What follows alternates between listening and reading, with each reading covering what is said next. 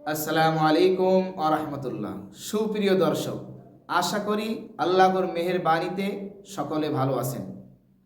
অনেক ভাই ও বাবাজিরা আমার কাছে একটি বিষয় জানতে চেয়েছেন, হুজুর, পবিত্র মাহে রমজানে ইতিকাফ করলে ইতিকাফের কি ফজিলত, এই বিষয়টা আপনি একটু আমাদের জানাবেন। ভাই ও বাবাজিদের অনুরোধে অনেক কষ্ট করে আমি এই ভিডিওটি তৈরি করছি।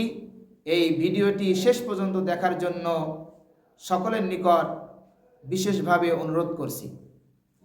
ইতিকাফের ফজিলত, প্রিয় নবী হজরত মুহাম্মদ মুস্তাফা সাল্লাল্লাহু আলাইহি ওয়াসাল্লাম হাদিসের ভিতরে ইরশাদ করেছেন, যেই ব্যক্তি একদিন ইতিকাফ করবেন, আল্লাহ তাআলা ওই ব্যক্তির থেকে জাহান্নামকে 3 খন্দক পরিমাণ দূরে সরাই দিবেন। সুবহানাল্লাহ। হাদিসের ভিতরে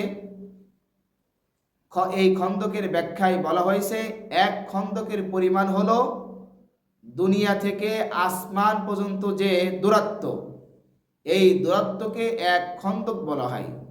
তো যদি কোনো ভাই বাবাজি অথবা মা বোনেরা একদিন ইতিকাফ করে, তাহলে ওই ব্যক্তির থেকে আল্লাহ তাআলা জাহান্নামকে এরকম 3 খন্দক দূরে সরাই নেবে, তথা ওই ব্যক্তি আল্লাহ তাআলার মেহেরবানিতে জাহান্নাম থেকে বের হয়ে জান্নাতের নিকটবর্তী হবে। এজন্য ইতিকাফের জন্য হযরত উলামায়ে কেরাম এবং ইমামগণের ভিতরে মতপার্থক্য আছে। ইতিকাফ হলো 3 প্রকার। 1 নম্বর হলো মান্নুত ইতিকাফ, 2 নম্বর হলো সুন্নাতে মুআক্কাদা ইতিকাফ, 3 নম্বর হলো নফল ইতিকাফ। যদি কেউ ইতিকাফ করার মান্নত করে, তাহলে ওই ইতিকাফ করা তার জন্য ওয়াজিব হয়ে যায়।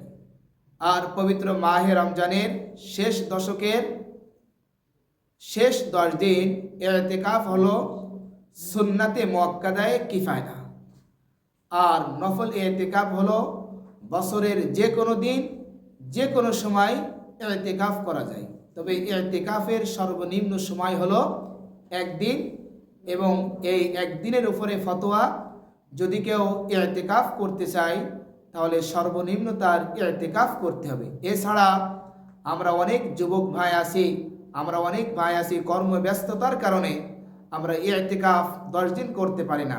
তাদের ক্ষেত্রে যদি আপনারা চান যে আমরা 3 দিন অথবা 7 দিন অথবা 2 দিন অথবা 1 দিন আমরা ইতিকাফ করব, ইনশাল্লাহ আপনারাও ইতিকাফ করতে পারবেন।